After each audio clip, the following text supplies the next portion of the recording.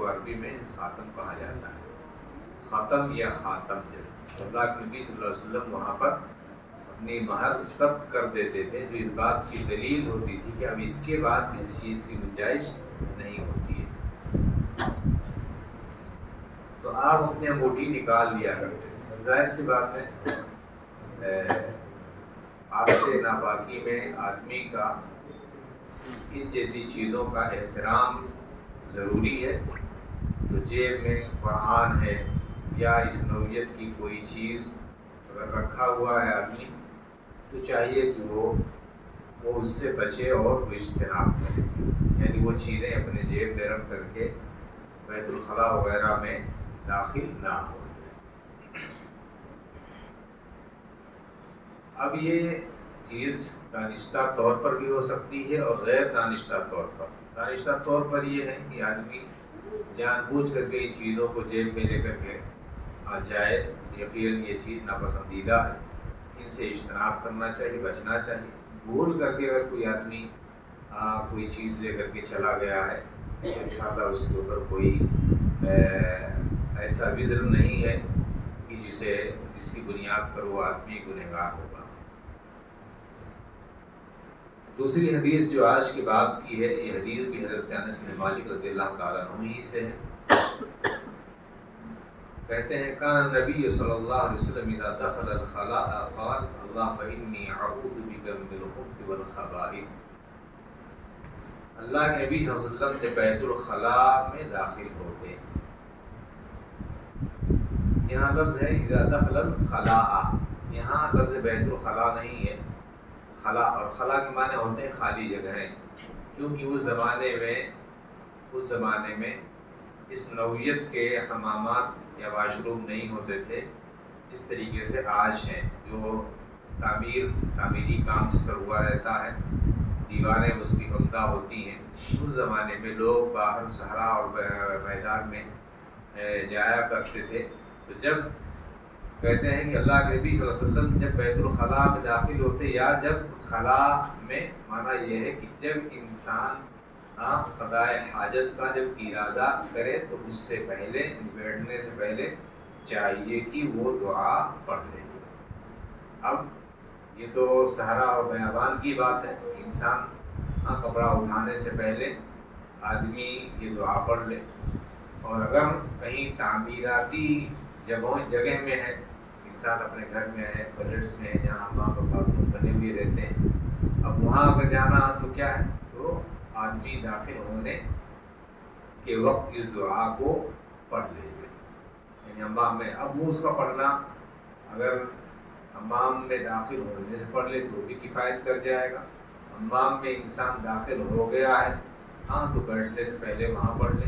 تو بھی اس کے لیے کفایت کر جائے گا، کیونکہ الفاظ ہیں اذا دخل الخلاء، جب انسان اس چیز کا ارادہ کر لے. یہ خبث اور خبائث کیا ہے؟ خبث اور خبائث. خبث جو ہے یہ خبیث جنوں یعنی جو مذکر ہیں انہیں کہا جاتا ہے، اور خبائث یہ خبیثہ جنیوں کے تعلق سے. معنی یہ ہے کہ یہ دونوں ذات مسلمان کو تکلیف پہنچاتی ہیں. اب یہ تکلیف کس نوعیت کی ہوتی ہے؟ وساوس ہیں، خیالات ہیں، یا انسان دوسری چیزوں کے اندر جو ہے مشغول ہو جاتا ہے اور پاکی و طہارت کا صحیح سے اہتمام نہیں کر پاتا ہے. تو ان تمام چیزوں سے اللہ تبارک و تعالیٰ کی پناہ میں انسان چلا جاتا ہے. اس لیے آدمی کو چاہیے کہ اس دعا کا اہتمام کرے اور شیطانی وساوس اور ان کے نزغات سے اپنے آپ کو محفوظ اور معصوم رکھے. اور دیکھیے اللہ کے نبی صلی اللہ علیہ وسلم کی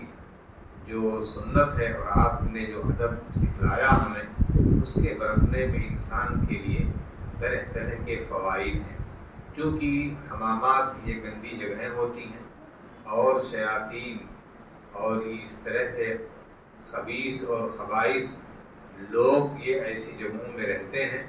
جہاں پر ان کو ضرر اور تکلیف پہنچانے کے بھرپور ان کے پاس وقت ہوتا ہے یا ان کے پاس اس چیز کا موقع ہوتا ہے. جو آدمی کو گمراہ کر سکتے ہیں یا ان کے دلوں کے اندر وسوسے اور خیالات پیدا کر سکتے ہیں، اور انسان غلط حرکات کی طرف اپنے آپ کو آمادہ پا سکتا ہے۔ اسی لیے اس دعا کا اہتمام کرنا چاہیے، اور ہمیشہ اس چیز کو آدمی اپنی زندگی میں برتے تو انشاءاللہ ایسی تمام تکلیفوں سے اپنے آپ کو بچا کر کے رکھے گا۔ خاص طور سے خواتین وغیرہ کے تعلق سے بھی یہ چیزیں زیادہ تر سننے میں آتی تھیں۔ عموماً گاؤں دیہات میں جب پہلے حمامات گھروں میں نہیں رہتے تھے، خواتین باہر میدان میں جاتی تھیں، تو عموماً جب ان کے یہاں کسی نوعیت کی شکایت ہوتی تھی، یا یہ خبیث جن یا خبیثہ جنیات وغیرہ یہ سوار ہوتی، تو یہ ہوتا کہ فلاں عورت جو ہے وہ فلاں جگہ گئی تھی اور وہاں سے اس کو یہ تکلیف شروع ہو گئی۔ ظاہر سی بات ہے، اگر دعاؤں کا اہتمام آدمی نہیں کرے گا تو یہ چاہے مرد ہو چاہے عورت ہو، ہر کسی کو تکلیف پہنچ سکتی ہے جو ہے۔ اور مجھے ایک واقعہ یاد آتا ہے، میں چھوٹا تھا، 12 سال کا، تو مدرسے سے آ رہا تھا اور ایک جمعہ کا دن تھا۔ تالاب، ہمارے ہاں 2 بڑے تالاب ہیں، وہاں عموماً لوگ جمعہ کے دن غسل کرنے جاتے۔ ایک بزرگ چچا تھے جنہوں نے جو غسل کے لیے گئے تھے، اور انہوں نے غسل کیا، اور غسل سے پہلے انہیں استنجا کی حاجت ہوئی، تو چونکہ وہ یعنی برتی جس کو کہتے ہیں ہمارے ہاں، یعنی صحرا، بنجر زمین تھی وہاں پر، انہوں نے، اور اونچائی پر تھی، ٹیلے پر تھی، تو وہاں وہ جا کر کے انہوں نے پیشاب کیا، اور شاید انہوں نے سوراخ میں پیشاب کیا۔ تو ان کو لوگوں نے دیکھا کہ شیطان ان کو اٹھا کر کے پٹک رہا، اور تقریباً 1 کلومیٹر تک ان کو جو ہے اس طریقے سے کھدیر کر کے اور مار کر کے لے جاتا ہے۔ اللہ کے وسلم کی حدیث ہے کہ سوراخ میں پیشاب نہیں کرنا چاہیے، جو یا ایسی چیزیں جو جیسے گوبر ہے، ہڈیاں ہیں، ان سب چیزوں سے استنجا کرنے سے منع کیا گیا، کیونکہ یہ ان کے خوراک ہیں، جو تو یہ تکلیف پہنچاتے ہیں۔ اسی لیے اسلام کے جو آداب ہیں، اسلام کے آداب کو برتنے میں آدمی کے لیے اخروی فوائد جہاں ہیں، وہیں پر دنیاوی فوائد بھی ہیں، اور شیاطین اور جنات کے شرور اور ان کے فتن سے آدمی اپنے آپ کو محفوظ پاتا ہے۔ پھر یہ تیسری حدیث بھی، یہ بھی حضرت انس بن مالک رضی اللہ تعالیٰ عنہ کی ہی ہے۔ کہتے ہیں کہ کان رسول اللہ يدخل الخلاء فاحمل انا وغلام نحوی اداوة من ماء وعنزبا فيستنجي بالماء، متفق علیہ۔ کہ اللہ کے نبی صلی اللہ علیہ وسلم قضائے حاجت کے لیے بیت الخلاء میں جب داخل ہوتے تو کہتے ہیں کہ میں اور میرے جیسا، میرے ہم عمر کا لڑکا، یہ پانی اور نیزہ، اللہ کے نبی صلی اللہ علیہ وسلم ہمیشہ اپنے ساتھ لاٹھی یا برچھینواں نیزہ ہوتا تھا جو آپ ساتھ میں لے کر کے ہمیشہ چلا کرتے تھے۔ تو کہہ رہے ہیں کہ اللہ کے نبی صلی اللہ علیہ وسلم کے لیے میں اور میرے جیسا ایک لڑکا، آپ پانی کا برتن اور آپ کے لیے وہ چھڑی جس کے اندر نوک پڑی ہوتی تھی، وہ لے کر کے ہم لوگ آتے۔ کہہ رہے ہیں کہ میں اور میرے ہم عمر لڑکا پانی کا برتن اور چھوٹا سا نیزہ لے کر کے ہم راہ جاتے تھے اللہ کے نبی صلی اللہ علیہ وسلم کے پاس، اور پھر جب آپ قضاء حاجت کے لیے جاتے تو برتن لے کر کے اور آپ دور نکل جاتے، اور پھر اس پانی سے آپ استنجا کرتے۔ معنی یہ ہے کہ پاکی کے لیے پانی یہ سب سے پہلی ضرورت ہے انسان کی، اور یہ شرط ہے۔ اس کے بعد کی حدیثیں آئیں گی جہاں پر ڈھیلے وغیرہ بھی مردوں کے لیے استعمال کرنے کے تعلق سے ہے۔ حدیث ہے حضرت مغیرہ ابن شعبہ رضی اللہ تعالیٰ عنہ کی، کہتے ہیں کہ قال لی رسول اللہ خذ الاداوۃ فانطلق حتی توار عنی وقضى حاجتہ۔ مغیرہ ابن شعبہ کہتے ہیں کہ اللہ کے نبی صلی اللہ علیہ وسلم نے مجھ سے کہا کہ پانی کا ڈول لو، پانی کا برتن لو، اور اللہ کے نبی صلی اللہ علیہ وسلم نے پانی کا برتن لیا، اور یہاں تک کہ اتنے دور نکل گئے کہ وہ ہم سے چھپ گئے، اور انہوں نے قضاء حاجت پوری کی۔ تو یہاں بھی پانی کا ڈول، پہلی بھی حدیث کے اندر ہے پانی استعمال کرنا، اور 2 چھوٹے بچے ان کے ذریعے سے ان کی خدمت لینا، اللہ کے نبی صلی اللہ علیہ وسلم نے مشروع قرار دیا ہے، یعنی چھوٹے بچوں سے اس طور پر خدمت لی جا سکتی ہے۔ اور دوسری یہ ہے کہ استنجا یعنی پیشاب اور پاخانے سے پاکی کے لیے پانی جو ہے یہ سب سے بڑا ذریعہ ہے، اور یہی افضل ہے، حالانکہ اس کے علاوہ کی چیزوں سے بھی پانی آدمی پاکی حاصل کر سکتا ہے۔ اس کے بعد یہ حدیث ہے جو حضرت ابو ہریرہ رضی اللہ تعالیٰ عنہ سے مروی ہے، کہتے ہیں کہ اللہ کے رسول صلی اللہ علیہ وسلم نے فرمایا اتقوا اللاعنین الذی یتخلی فی طریق الناس او فی ظلہم، بچو دو لعنت کا سبب بننے والے جگہوں سے۔ کبھی کبھی لعنتی لوگوں سے بھی بچنے کی ترغیب کی جاتی ہے، اور یہاں پر لعنتی جگہوں سے کیا معنی، یعنی وہ دو جگہیں جو ملعون جگہیں ہیں۔ ملعون کا معنی یہ ہے کہ ایسی جگہوں پر جانا لعنت کا باعث ہے، آدمی کو بچنا چاہیے، اس جگہوں سے اجتناب کرنا چاہیے، کیونکہ اس باب کو کتاب الحاجہ میں قضاء حاجہ میں اس باب میں اس کو ذکر کیا گیا ہے۔ اس سے مناسب وہ دو جگہیں ہیں، وہ کون سی ہیں؟ یعنی الذی یتخلی فی طریق الناس، ایک تو وہ ہے جو عام راستہ ہو، جس میں لوگ اس پر جاتے آتے ہوں، ایسی جگہوں پر کوئی آدمی اگر جاتا ہے اور وہاں پر استنجا یا پیشاب کرتا ہے تو یہ مناسب نہیں ہے، یہ جائز نہیں ہے، اور یہ لعنت کا باعث ہے۔ کیا معنی یہ ہے کہ اگر اس جگہ پر کسی آدمی نے نجاست اگر پیدا کر دی ہے، پھیلا دی ہے، قضاء حاجت کیا ہے یا استنجا کیا ہے، اور اس کی وجہ سے جو گزرنے والے جتنے لوگ ہیں ان لوگوں کے زبان سے کبھی بھی وہ شخص کے لیے کوئی اچھے کلمات نہیں نکلیں گے، ہاں جو بھی آدمی دیکھے گا دل میں اس کو ناپسند سمجھے گا، تو جب تک وہ چیز وہاں پر باقی رہے گی وہ اس آدمی کے لیے لعنت کا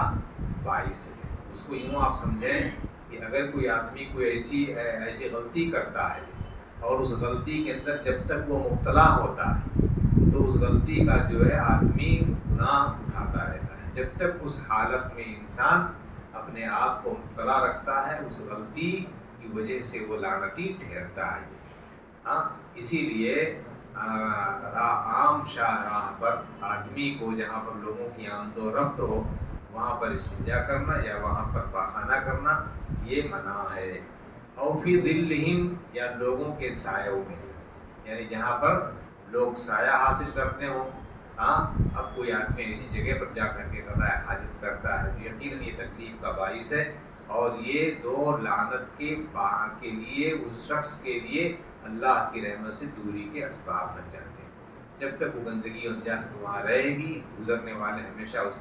ہمیشہ اس چیز کو ناپسند سمجھیں گے، اور اس آدمی کے لیے گویا کہ اللہ تبارک تعالیٰ کی طرف سے رحمت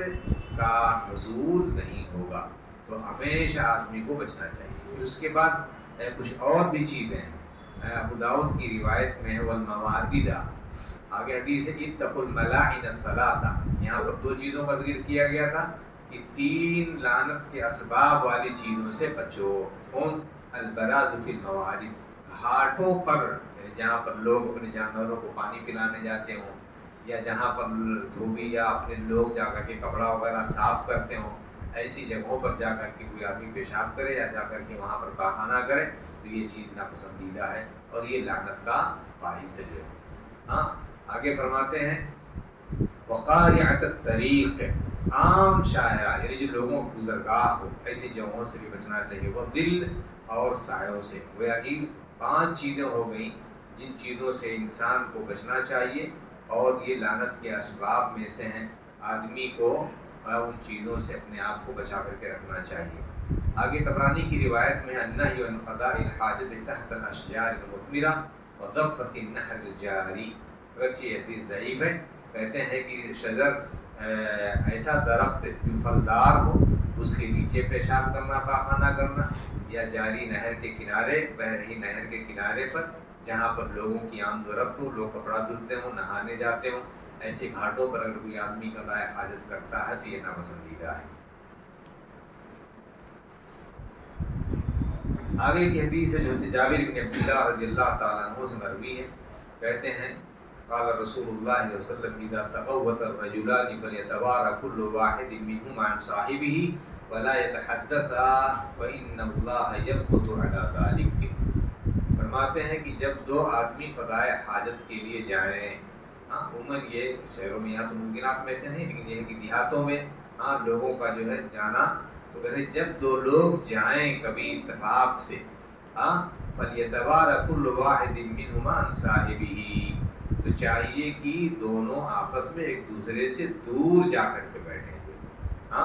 یا جیسے دیہاتوں وغیرہ میں رات میں عورتیں عموماً جب حمام باتھ روم وغیرہ نہیں بنے رہتے تھے تو خواتین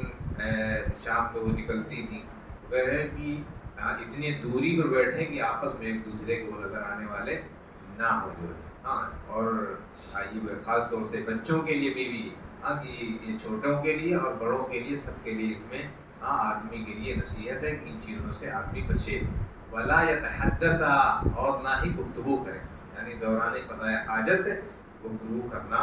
یہ منع ہے۔ اور اسی بنیاد پر کہا جاتا ہے کہ اگر کوئی آدمی ٹوائلٹ یا باتھ روم میں ہے تو چاہیے کہ موبائل فون وغیرہ کا بھی استعمال نہیں کرے گا۔ اتفاقیہ کبھی ایسا معاملہ آ جائے، ظاہر سی بات ہے اگر آپ نے وہاں پر موبائل اٹھایا، ہو سکتا ہے ادھر سے سلام کرے آدمی اور آپ اس حالت میں اس کا جواب دینا پڑے، یا ہو سکتا ہے کوئی اور چیز سے پوچھے جو ہے، تو اس لیے اس حدیث کی روشنی میں کہ وہاں گفتگو نہ کرے۔ باہم بھی گفتگو کرنا منع ہے، اور ایسی ہی تنہائی میں بھی انسان جب یہ وسائل اس کے ساتھ ہوں، کیوں؟ فَإِنَّ اللَّهَ يَبْغَضُ عَلَىٰ ذَلِكَ، اس لیے کہ اللہ تبارک تعالیٰ ایسی حرکت پر ناراض ہوتا ہے۔ تو اللہ کو ناراض کرنے والا عمل یہ محمود اور پسندیدہ نہیں ہے۔ دوسری چیز یہ ہے کہ شرمگاہ کا آپس میں ایک دوسرے کا چھپانا یہ ہر شخص کے لیے، چاہے مرد ہو، مرد کا مرد کے لیے، عورت کا عورت کے لیے بھی ضروری ہے۔ ایسا نہیں ہے کہ کوئی مرد جو ہے کہ ہم مرد ہیں تو مرد سے نہیں، سطر پوشی جو ہے یہ ضروری ہے ہر ایک کے لیے جو ہے، عورتوں کے لیے بھی جو ہے۔ اور یہ حالات جیسے بھی ہوں ان سب چیزوں کو برتنا لازمی ہے، الا کہ کوئی اضطراری کیفیت ہو تو اس اضطراری کیفیت میں اتنے ہی لوگ اس کے تعاون، مثال کے طور پر عورت کی ولادت کا معاملہ ہوا تو ویسا نہیں کہ وہ عورتیں بھیڑ لگا لیں گی وہاں پر، نہیں، بچنا ہے ان کو، جو ہے بچنا ہے۔ اس میں صرف جو اس میں مدد کرنے والی عورتیں ہیں وہ عورتیں صرف وہاں پر ہو سکتی ہیں، باقی دوسرے زائد لوگ کی ضرورت وہاں پر نہیں ہے جو ہے۔ یعنی اس کو تماشا نہ بنایا جائے جو ہے۔ لیکن آج بہت ساری چیزیں ہیں کہ اس کو لوگ یعنی اس کی پرواہ نہیں کرتے ہیں، اور یہ عام چیزیں ہو گئی ہیں کہ اس کو کھیل و تماشا سمجھ کر کے بہت ساری عورتیں لا علمی کی بنیاد پر بھی ایسا کرتی ہیں۔ نہیں جانا جائز ہے جو ہے، یا نہیں دیکھنا جائز ہے، آپس میں ایک دوسرے کے شرمگاہ کی حفاظت کرنی ہے، اس سے پردہ کرنا چاہیے۔ تو سطر کا چھپانا جو ہے یہ واجبات میں سے ہے۔ آگے حدیث ہے حضرت ابوبکر صدیق رضی اللہ تعالیٰ عنہ، قتادہ انصاری رضی اللہ تعالیٰ عنہ کہتے ہیں کہ لا یمسن احدکم ذکرہ بیمینہ وهو یبول ولا یتمسح من الخلاء بیمینہ ولا یتنفس فی الاناء۔ اس حدیث کے اندر حضرت ابو قتادہ انصاری رضی اللہ تعالیٰ عنہ فرماتے ہیں، مسلم کی روایت ہے کہ کوئی بھی آدمی پیشاب کرتے وقت اپنی شرمگاہ کو دائیں ہاتھ سے نہ چھوئے، جو ہے دائیں ہاتھ سے نہ چھوئے، وَهُوَ يَقُولُ، اس حال میں کوئی پیشاب کرے، وَلَا يَتَمَسَّحْ مِنَ الْخَلَاءِ بِيَمِينِهِ، اور نہ ہی اپنے دائیں ہاتھ سے آب دست لے، یعنی صفائی اور ستھرائی بھی دائیں ہاتھ سے کرنا یہ درست نہیں ہے۔ تیسری بات یہ وَلَا يَتَنَفَّسُ فِي الْإِنَاءِ، اور برتن میں سانس نہ لے، برتن میں سانس نہ لے۔ برتن میں سانس لینے کا معنی یہ ہے کہ اولن تو یہ ہے کہ پانی 3 سانس میں آدمی کو پینا چاہیے، اور ایک سانس کی ممانعت کے جو سبب ہے وہ یہ ہے کہ وہ عجلت بازی ہے، اور عجلت بازی یہ شیطان کا عمل ہے۔ اللہ کے وسلم کی حدیث ہے التأنی من اللہ والعجلت من الشیطان، کہ کسی بھی معاملے میں اور فکر کرنا، سوچنا اور تھوڑا سا اس میں ڈیلے کرنا، یہ اللہ کی طرف سے ہے، اور عجلت بازی یہ شیطان کی طرف سے۔ یعنی کوئی بھی کام ہو، انسان کوئی جلدی سے فیصلہ کر لے، کوئی کام جو ہے عجلت بازی میں کر لے، آدمی کو آہستہ آہستہ اور دھیرے دھیرے اس چیز کو کرنا چاہیے۔ اور اسی لیے کوئی بڑا کام اگر آدمی کرنا چاہے تو اس کے لیے بھی اسلام میں بہت سے ضابطے ہیں۔ ضابطے یہ ہے کہ وَأَمْرُهُمْ شُورَىٰ بَيْنَهُمْ، کہ چاہیے کہ انسان پہلے اپنے لوگوں سے مشورہ کرے اس چیز کے بارے میں، اس چیز کے بارے میں مشورہ کرے گے، پھر اس کے بعد استخارہ کرے، یعنی اگر کوئی چیز نہیں صاف ظاہر ہوتی ہے انسان کے لیے تو اللہ تبارک تعالیٰ سے خیر بھی طلب کرے جو اس معاملے کے اندر، اور اگر نہیں فیصلہ ہوتا ہے پھر اللہ پر توکل کر کے اس کام کو کر جانا چاہیے، بشرطے کہ وہ کام جائز ہو، بشرطے کہ وہ کام جائز ہو۔ تو اجلت بازی کرنا یہ شیطان کا ہی عمل ہے، اور پانی کے برتن میں سانس لینا یہ بھی شیطانی عمل ہے، کیونکہ اجلت بازی پائی جاتی ہے کہ سانس کے اندر جلدی سے آدمی چاہتا ہے کہ وہ پی جائے گا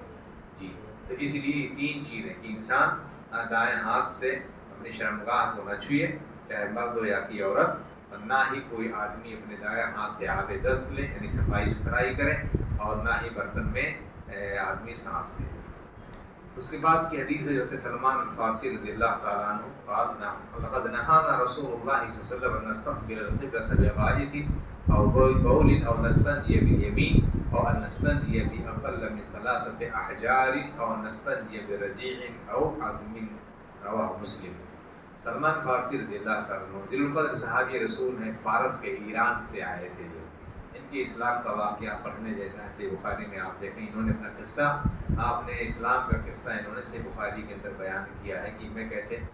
پہلے عیسائیت سے یہودیت میں آئے، یہودیت سے پھر اسلام میں آئے، اور ان کو طلب تھی اسلام کی۔ ان کے والد جو تھے وہ بہت بڑے زرتشت تھے، یعنی بتوں کو پوجنے والے تھے اور بنانے والے تھے، لیکن کبھی بھی اس چیز سے ان کو اطمینان نہیں ہوا، ہمیشہ حق کی تلاش میں یہ رہتے رہے۔ جی جو جا کر کے عیسائی عالموں سے ملے، ان سے پوچھنے لگے، پوچھتے پوچھتے انہوں نے پوچھا کہ اس دین کا اصل کیا ہے۔ تو پھر ان لوگوں نے کہا اس دین کا اصل فلاں جگہ ہے۔ پھر اس کے بعد یہودیت میں گئے، اور یہودیت میں جانے کے بعد لمبا قصہ ہے ان کا، وہاں بھی جانے کے بعد یہ یہودی کی ہم ملازمت کر رہے تھے، کھجور کے درخت پر تھے، ایک آدمی عرب کا آیا اور اس نے بیان کیا، کہا کہ کیا آپ نے نہیں سنا کہ عرب میں ایک آدمی آیا ہے جو دعویٰ کرتا ہے کہ میں رسول ہوں۔ حضرت سلمان فارسی رضی اللہ تعالیٰ عنہ سے کھجور پر چڑھے ہوئے، جیسی خبر سنی فوراً نیچے وہاں سے جو ہے نیچے اتر گئے، اور پھر انہوں نے اس یہودی سے بھی پوچھا، کہا کہ اس دین کا اصل، پھر اس نے کہا اس دین کا اصل جو ہے وہ عرب میں ہے۔ اور اس آدمی نے پھر 3 علامتیں بتلائی تھیں، اس عالم کے یہودی جو اور عیسائی جو عالم تھے ان لوگوں نے 3 نشانیاں بیان فرمائی تھی، کہا کہ دیکھو، انہوں نے پوچھا کیسے پہچان کیا ہے، تو کہنے لگے کہ وہ عرب میں ہوگا، کھجوروں کے باغات کا جو شہر ہے وہاں مبعوث ہوگا، اور وہ صدقہ نہیں کھائے گا، ہدیہ دو گے تو قبول کرے گا، اور ان کے پشت پر مہر نبوت ہوگی۔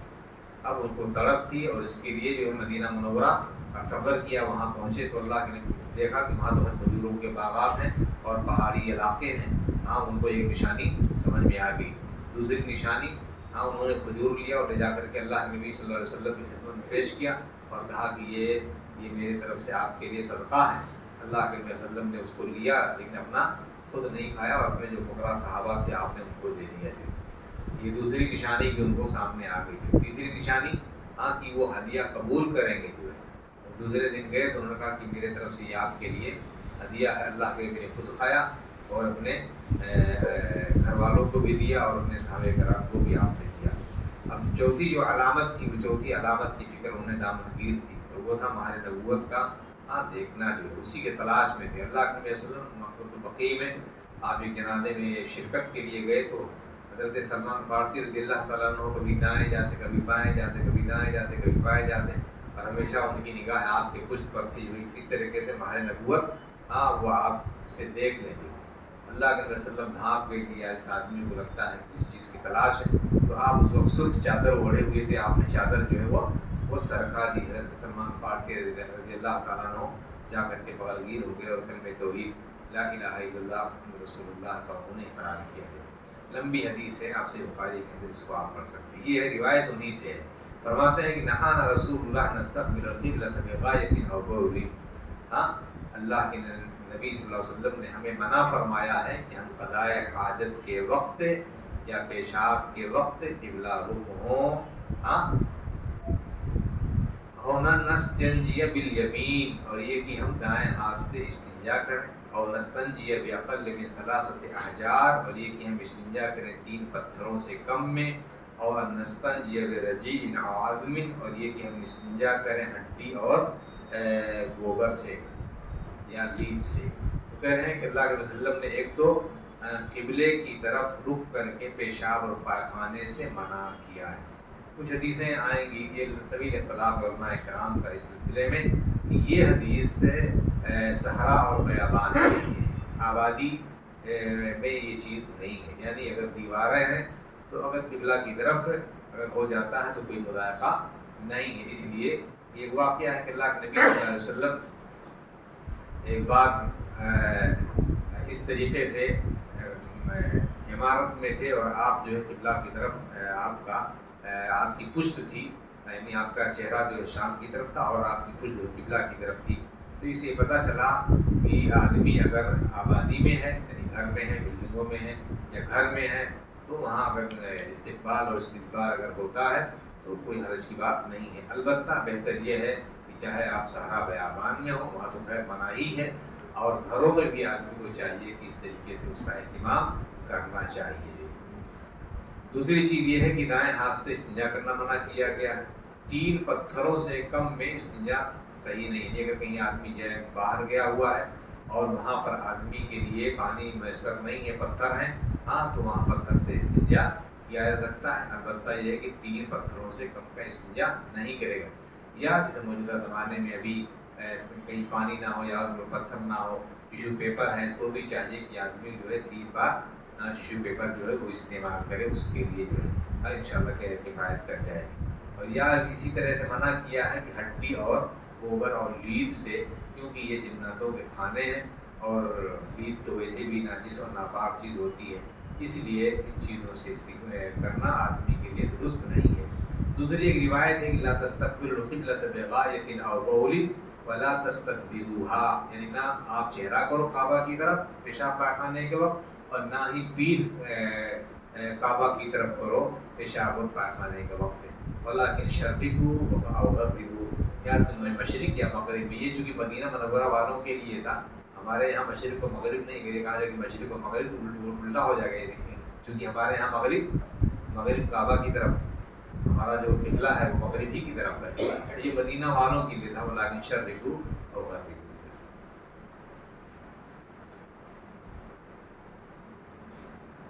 پھر اس کے بعد حدیث حضرت عائشہ رضی اللہ تعالیٰ عنہ کہ ان النبی قال اتى الغائط فليستتر، کہ جب تم میں سے کوئی آدمی قضاء حاجت کے لیے جائے تو چاہیے کہ وہ پردہ کرے،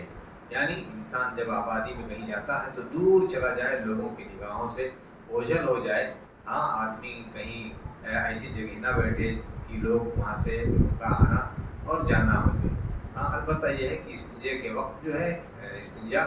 میں مرد آدمی جب کہیں بیٹھتا ہے اور پردے سے کے ساتھ اگر ہے تو کوئی حرج کی بات نہیں ہے۔ جو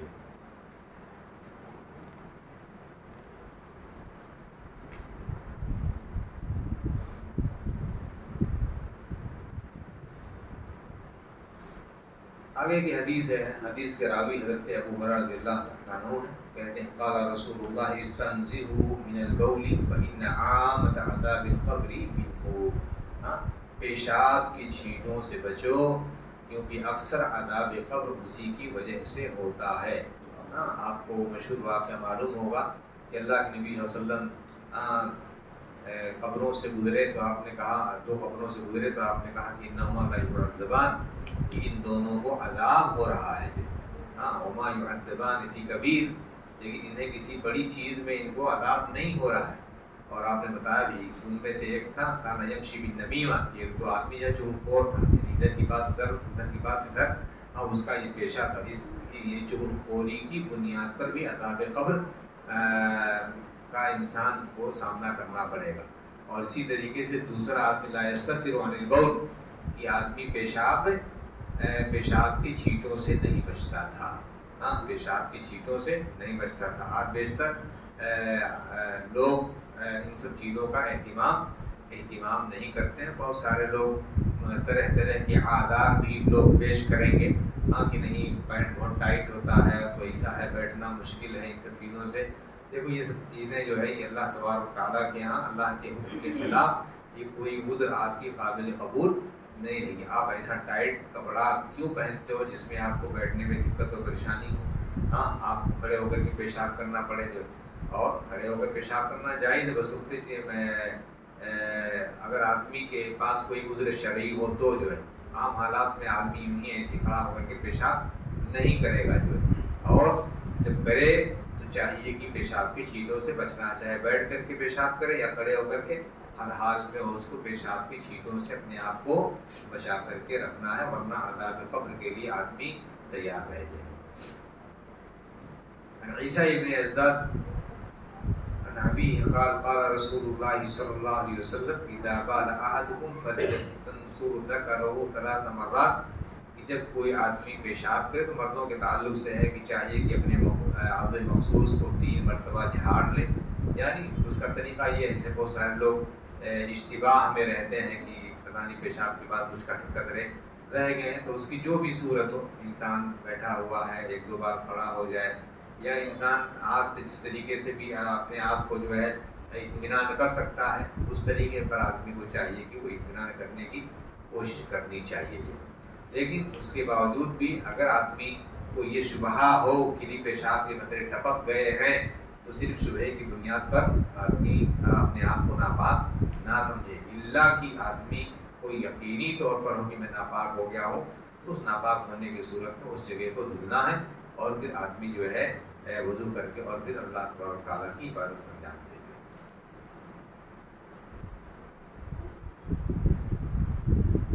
عن ابن عباس رضی اللہ تعالی عنہما ان النبی سأل اہل قباء فقال ان اللہ یثنی علیکم فقالوا انا نتبع الحجارة الماء۔ یہ حدیث اگرچہ اس میں مضاعف پایا جاتا ہے، کہتے ہیں کہ اللہ کے نبی صلی اللہ علیہ وسلم نے اہل قباء سے پوچھا، یعنی ان سے پوچھا کہ اللہ تعالیٰ تمہاری تعریف کرتا ہے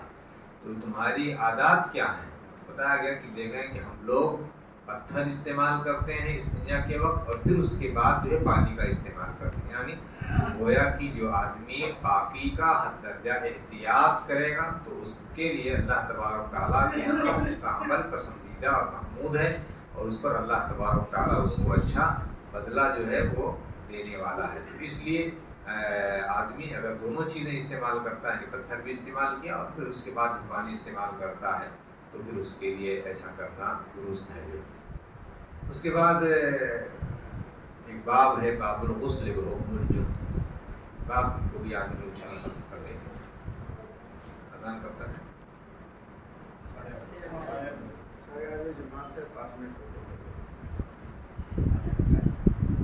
8:30 جماعت 9 بجے کی ہے۔ اچھا ٹھیک ہے۔ غسل اور جنبی کے احکامات، وضو اور غسل کے کچھ مسائل پہلے آ چکے تھے، کچھ چیزیں ہم لوگ سرسری طور پر انشاءاللہ لیں گے۔ عن ابی سعید الخدری رضی اللہ تعالی عنہ قال قال رسول اللہ صلی اللہ علیہ وسلم الماء من الماء، پانی کا استعمال پانی کے نکلنے سے ہے، یعنی معنی یہ ہے کہ جب انسان در حقیقت یہ اس صورت میں ہے کہ جب آدمی رات میں خواب وغیرہ دیکھتا ہے اور پھر انزال ہوتا ہے، تو پھر اس کے لیے غسل کرنا یہ واجب ہے۔ ہاں البتہ یہ ہے کہ جب انسان اپنے بیوی سے ہم بستر ہو تو چاہے وہ پانی کا خروج ہو یا نہ ہو، محض سے ہم بستر ہونے سے آدمی کے اوپر غسل واجب ہو جاتا ہے۔ صرف اس صورت میں کہ اگر کوئی انسان محض صرف اپنے اہل کے ساتھ صرف رات گزارتا ہے، اور یوں کہہ لیں کہ آدمی صرف رات بسر کرتا ہے اور کوئی ایسا عملیہ اس سے سرزد نہیں ہوتا، تو پھر غسل نہیں ہے۔ البتہ اگر کوئی انسان مداوت کرتا ہے اور اپنے اہل کے ساتھ اپنی بیوی کے ساتھ کوئی انسان اگر ہم بستر ہو، تو ایسی صورت میں اس کے اوپر غسل واجب ہو جاتا ہے۔ یہ حدیث در حقیقت احتلام کے بارے میں، اور اس سے پہلے حدیث آئی تھی حضرت ام سلیم رضی اللہ تعالیٰ عنہ کی، کہ اللہ تبارک تعالیٰ حق پوچھنے سے شرم نہیں کرتا، اتحترم المرأة، کہ کیا عورت کو بھی احتلام ہوتا ہے؟ معنی یہ کہ چاہے مرد ہو چاہے عورت ہو، اگر اس نے خواب دیکھا اور خواب میں اس نوعیت کا آیا اور اس سے انزال ہوا، مرد ہے کہ عورت ہے، تو اس کے اوپر غسل واجب، اس کو غسل کرنا چاہیے۔ پھر ابو ہریرہ رضی اللہ تعالیٰ عنہ کی ایک حدیث ہے جو اسی موضوع سے متعلق ہے، اذا جلس احدکم بین شعبہ الاربع ثم جہدها فقد وجب الغسل، کہ جب کوئی شخص اپنی بیوی کے 4 شاخوں کے درمیان بیٹھے اور کوشش کرے تو اس پر غسل واجب ہوتا ہے، یعنی انسان جب ہم بستر ہو اپنی بیوی سے تو اس آدمی کے اوپر غسل واجب ہو جاتا ہے۔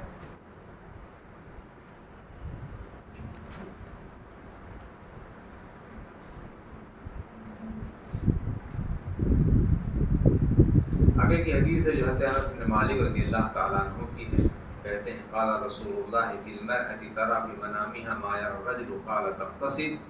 یہ اسی حدیث کی وضاحت ہے۔ حضرت انس رضی اللہ تعالیٰ عنہ کہتے ہیں کہ اللہ کے رسول نے فرمایا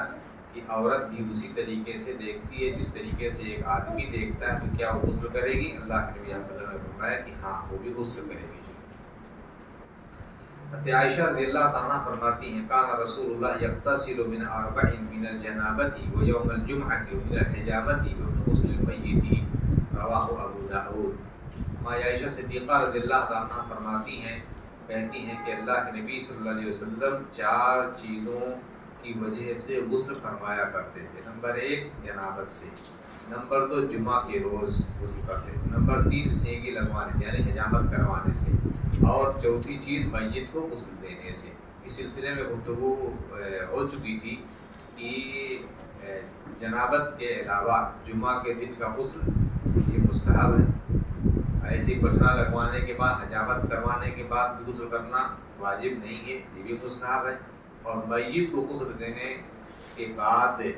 آدمی کو چاہیے اختیار، اگر غسل کرتا تو ٹھیک ہے، مستحب ہے، نہیں کرتا ہے تو کہنے کی بات نہیں۔ البتہ جنابت کے علاوہ جتنے بھی احکامات ہیں وہ سب مستحبات میں سے ہیں، آدمی اگر کرتا ہے تو بہتر ہے، نہیں کرے تو کوئی ضروری نہیں ہے۔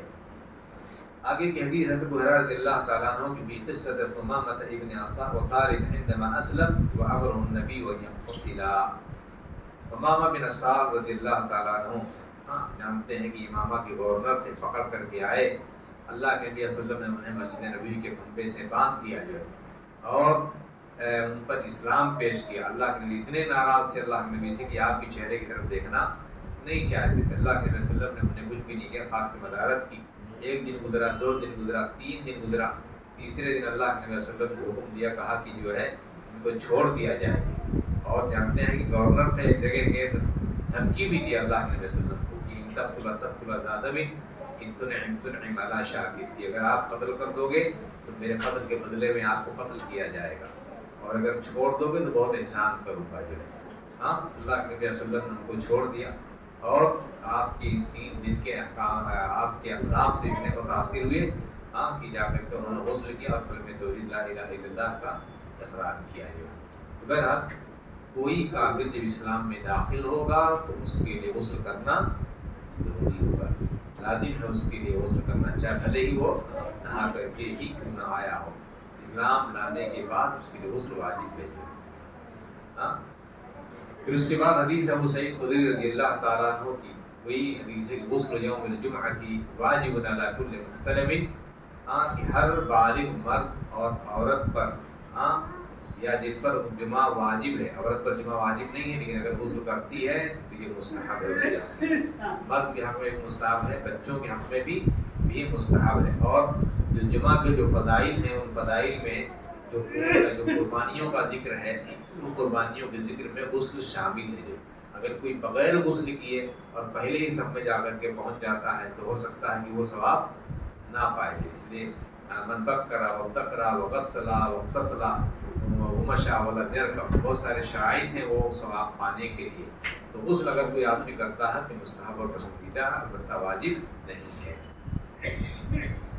آگے حضرت سمرہ رضی اللہ تعالیٰ عنہ فرماتے ہیں قال رسول اللہ صلی اللہ علیہ وسلم من توضع یوم الجمعۃ فبها ونعمت ومن اغتسل فالغسل افضل، کہ جس نے جمعہ کے دن وضو کیا تو بہتر ہے، اور جس نے غسل کیا تو یہ زیادہ افضل ہے۔ معنی یہ ہے کہ اگر کوئی آدمی غسل نہیں کر رہا ہے تو کم سے کم آدمی جو ہے وہ وضو کر لے گا۔ حضرت علی رضی اللہ تعالیٰ عنہ کی حدیث فرماتے ہیں کہ کان النبی یقرأنا القرآن ما لم یکن جنبا،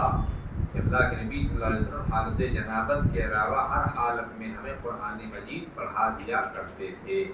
ہاں معنی یہ ہے کہ اگر آدمی جنبی ہے تو ایسی صورت میں قرآن کی تعلیم سے وہ احتراز کرے، بچے جو ہے۔ اور آدمی جب جنبی ہو تو غسل سے پہلے قرآن پاک کی تلاوت اسے نہیں کرنی چاہیے۔ اسی طریقے سے جب حائضہ عورت ہو تو اس کو بھی چاہیے کہ اس ناپاکی کی حالت میں اس سے بچے۔ البتہ یہ ہے کہ ذکر کے طور پر قرآن کریم کو پڑھنے میں کوئی قرآن مضائقہ نہیں ہے۔ جو ابو سعید خدری رضی اللہ تعالیٰ فرماتے ہیں قال رسول اللہ صلی اللہ علیہ وسلم اذا اتى احدكم اهله ثم اراد ان يعود فليتوضا بينهما وضوء، فرماتے ہیں کہ جب کوئی آدمی اپنے بیوی سے ہم بستر ہو اور پھر اس کے بعد دوبارہ چاہتا ہے ہم بستر ہو تو ان دونوں کے درمیان میں اگر وہ وضو کرتا ہے تو یہ وضو کرنا یہ پسندیدہ چیز ہے، کیونکہ فإنه انشط للعود، اس سے انسان کے اندر توانائی اور نشاط ہوتا ہے۔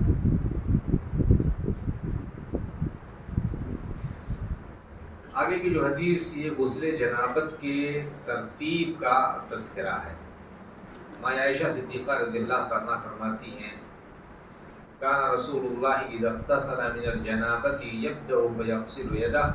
ثم یفرغ بیمینہ علی شمالہ فیغسل فرجہ ثم یتوضأ ثم یأخذ الماء فیدخل اصابعہ فی اصول الشعر ثم حفن علی رأسہ ثلاث حفنات ثم افاض علی سائر جسدہ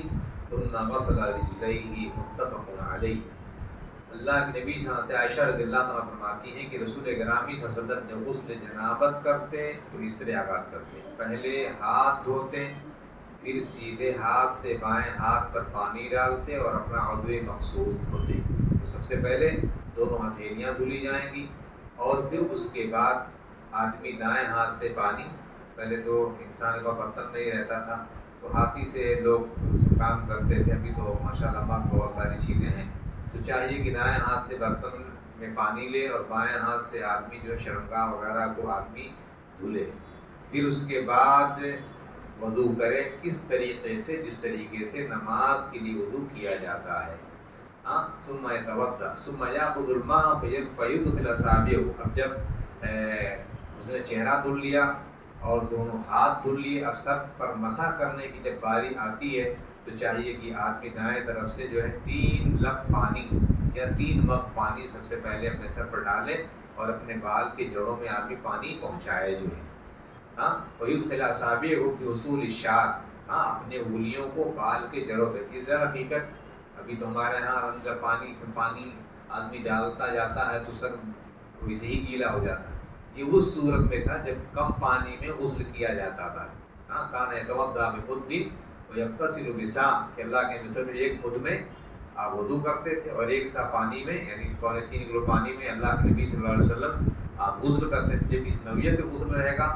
اور سر پر پانی ڈالنا تو پورا پانی سر پہ استعمال ہو جائے گا، تو اس معنی کہ پانی کم لیا اور پھر اس کے بعد بال کے جڑوں میں پانی پہنچانا۔ فَيُدْخِلُ أَصَابِعَهُ فِي أُصُولِ الشَّعْرِ ثُمَّ حَفَنَ عَلَى رَأْسِهِ 3 حفنات، اور پھر 3 لب پانی اپنے سر کے اوپر آپ ڈالتے۔ ثُمَّ أَفَاضَ عَلَى سَائِرِ الْبَدَنِ، پھر اللہ کے نبی صلی اللہ علیہ وسلم اپنے سارے بدن کے اوپر پانی اڈیلتے۔ ثُمَّ غَسَلَ رِجْلَيْهِ، اور پھر آپ اپنے دونوں پاؤں دھلتے۔ ایک روایت کے اندر ہے کہ آپ اس جگہ سے ہٹ کر کے اور پھر آپ نے جو ہے اپنا دونوں پاؤں دھلا۔ ایک روایت میں ہے کہ اسی وضو سے اللہ کے وسلم نے فجر کی سنتیں پڑھی اور پھر آپ نے فرض نماز بھی پڑھا۔ یہ کیسے؟ معنی یہ ہے کہ اب اگر آپ اہتمام کرتے ہیں اس نوعیت سے کہ آپ نے دونوں ہتھیلیاں دھلی، ہتھیلیاں دھلنے کے بعد آپ نے شرمگاہ دھلا، شرمگاہ دھلنے کے بعد پھر آپ نے ہاتھ مٹی سے یا صابن سے جو ہے آپ نے صاف کر لیا اور پھر آپ نے وضو کیا۔ اب جب آپ نے وضو کیا تو وضو کرنے میں سر کے اوپر آدمی نے پورا پانی بہایا اور پھر اس کے بعد آخر میں جگہ بدل کر کے یا اسی جگہ پر اپنے پیر اس نے دھل لیے، تو گویا کہ وہ وضو جو اس نے کیا تھا وہ وضو باقی رہا اور اسی سے اللہ کے نبی صلی اللہ علیہ وسلم نے فجر کی نماز پڑھی ہے اور آپ نے سنت پڑھی اور فرض بھی آپ نے پڑھی۔ اب اگر اس دوران اگر آدمی کا ہاتھ اس کے شرمگاہ پر اگر لگے گا تو چونکہ یہ شرمگاہ پر ہاتھ رکھنا بغیر حائل کی یہ نواقض وضو میں سے، لیکن اگر کوئی آدمی بچا لے جاتا ہے اس طور پر غسل کرتا ہے تو پھر اس وضو سے آدمی کو نماز پڑھنے کی اجازت ہے، نماز پڑھ سکتا ہے۔ ایک حدیث میں اتنی زیادتی ہے حضرت میمونہ رضی اللہ ثم افرغ علی فرجہ وغسلہ بشمالہ ثم ضرب بہ الارض، کہ آپ نے پانی اپنے دائیں ہاتھ سے بائیں ہاتھ پر ڈالا اور شرمگاہ کو دھلا، اور پھر اس کے بعد آپ نے اپنا ہاتھ زمین پر مارا اور پھر اس کے بعد دھلا، پھر اس کے بعد آپ نے وضو کیا، اور ومسحہ بالتراب کا لفظ ہے حدیث کے اندر۔ آگے حدیث میں ثم اتیتہ بالمندیل، پھر میں آپ کے لیے رومال لے کر کے آئی، تولیہ لے کر کے آئی، فردہ، اللہ کے وسلم نے لوٹا دیا، اور کیا کہ وجعل ينفض الماء بيده، اور پانی کو اپنے بدن سے اللہ کے وسلم یوں ہی ایسی ہاتھ سے جھاڑے، یعنی رومال آپ نے استعمال نہیں کیا۔ اسی بنیاد پر علماء کہتے ہیں کہ غسل کرنے کے بعد، یہ وضو کرنے کے بعد منہ پوچھنا یا بدن پوچھنا یہ مناسب نہیں ہے، البتہ جائز ہے، پوچھ سکتا ہے آدمی، لیکن نہیں پوچھے تو یہ زیادہ مناسب، جسے اللہ کے نبی صلی اللہ علیہ وسلم نے منع کیا، جو لوٹا دیا رومال۔ البتہ یہ ہے کہ آپ نے اپنے ہاتھ سے بدن کے پانی کو آپ نے جھاڑا، تو ایسا آدمی کرتا ہے تو یہ محمود اور پسندیدہ ہے۔ البتہ اگر حاجت ہے اور ضرورت ہے آدمی کو تو رومال استعمال کرنے میں کوئی مضائقہ نہیں ہے۔ پھر اس کے بعد حدیث ہے کہ ام سلمہ رضی اللہ تعالیٰ عنہ کی کہتی ہیں قلت یا رسول اللہ امرأة اشد شعر راسي فانقضه لغسل الجنابة وفي رواية وللحيضة فقال لا انما يكفيك ان تحثي على رأسك 3 حثيات۔ یہ حدیث خواتین کے لیے ہے، خاص طور سے ام سلمہ رضی اللہ تعالیٰ عنہ فرماتی ہیں، کہہ رہی ہیں ان کا اپنا مسئلہ خود ہے، کہتی ہیں کہ میں نے عرض کیا کہ اللہ کے رسول میں اپنے سر کے بال کی چوٹی بناتی ہوں، میڈیاں بناتی ہوں، میرے سر کے بال کی میڈیاں بناتی ہوں، اور میرے بال بہت گھنے بال ہیں، میں اپنے بالوں کی چوٹیاں بناتی ہوں۔ افانقضہ لغسل جنابہ، کیا غسل جنابت کے وقت میں اپنی چوٹیاں کھولوں؟ اللہ کے نبی صلی اللہ علیہ وسلم نے ایک روایت کے اندر ہے وللحیضۃ، یعنی حیض کے باقی کے بعد میں کھولوں؟ اللہ کے نبی نے فرمایا کہ لا انما یکفیک ان تحثی علی رأسک 3 حثیات، تمہارے لیے کافی ہے کہ تم اپنے سر پر 3 بار پانی، 3 لب پانی ڈال لو، تمہارے لیے اتنا کافی ہے۔ معنی یہ ہے کہ اب اگر کوئی عورت بال اگر اس نے اگر بدھا ہوا ہے، بدھا ہوا ہے، تو پھر چوٹیاں کھولنا اس کے لیے ضروری نہیں، البتہ یہ ہے کہ سر کے اوپر سر کو بھگانا اور پانی پہنچانا وہی شرط ہے کہ آدمی اپنے بال کو، بال کی جڑوں میں پانی یہاں پہنچائے گا، لیکن چوٹیاں پیچھے کھولنا اس کے لیے ضروری نہیں ہے۔ یہ اللہ تبارک تعالیٰ کی طرف سے یوں سمجھ لیجیے کہ ایک تیسیر ہے، یا ان کے لیے آسانی باری تعالیٰ نے رکھی ہے، اس چیز کا فائدہ اٹھائے اور اٹھانا چاہیے۔ آگے حدیث ہے عائشہ رضی اللہ تعالیٰ عنہ کہتی ہیں انی لا احل المسجد لحائض ولا جنب، میں کسی حائضہ عورت یا کسی حالت جنابت مبتلا مرد کے لیے مسجد میں داخلہ حلال نہیں کرتا، یعنی اللہ کے نبی صلی اللہ علیہ وسلم، معنی یہ ہوا کہ حائضہ عورت یا اسی طریقے سے جنبی آدمی مسجد میں داخل نہ ہو، باقی کی حالت میں داخل ہونا اس کے لیے محمود اور پسندیدہ ہے۔ آگے کی حدیث ہے، یہ حدیث اگرچہ گزر چکی ہے، میمونہ رضی اللہ تعالیٰ عنہ کی کنت اغتسل عائشہ رضی اللہ تعالیٰ عنہ کی کہ کنت اغتسل ورسول اللہ صلی اللہ علیہ وسلم من اناء واحد، میں اور اللہ کے نبی صلی اللہ علیہ وسلم ایک ہی برتن میں غسل کرتے، تختلف ایدینا فیہ من الجنابہ، کہ ہمارے ہاتھ آپس میں ایک دوسرے سے ٹکرا جاتے، کبھی وہ مانگ لیتے کبھی ہم لیتے، تو کہہ ہمارے ہاتھ آپس میں ٹکرا جاتے۔ تو کہہ مرد اور عورت ایک ساتھ غسل کر سکتے ہیں، اور ایسے ہی ایک برتن سے غسل کر سکتے ہیں، اور اگر آپس میں ایک دوسرے کے ہاتھ اگر ٹکراتے ہیں تو اس سے کوئی مضائقہ نہیں ہے، جیسا کہ آج یہ سمجھا جاتا ہے۔ اور عورت کے بچے ہوئے پانی سے مرد کے بچے ہوئے پانی سے، اس سے پہلے حدیث آ چکی تھی، غسل کرنے میں کوئی حرج کی بات نہیں ہے۔ جو ہے آخری حدیث جو آج کی اس درس کی ہے، وعن ابی ہریرہ رضی اللہ تعالی عنہ قال قال رسول ان تحت كل شعرة جنابہ فاغسلوا الشعر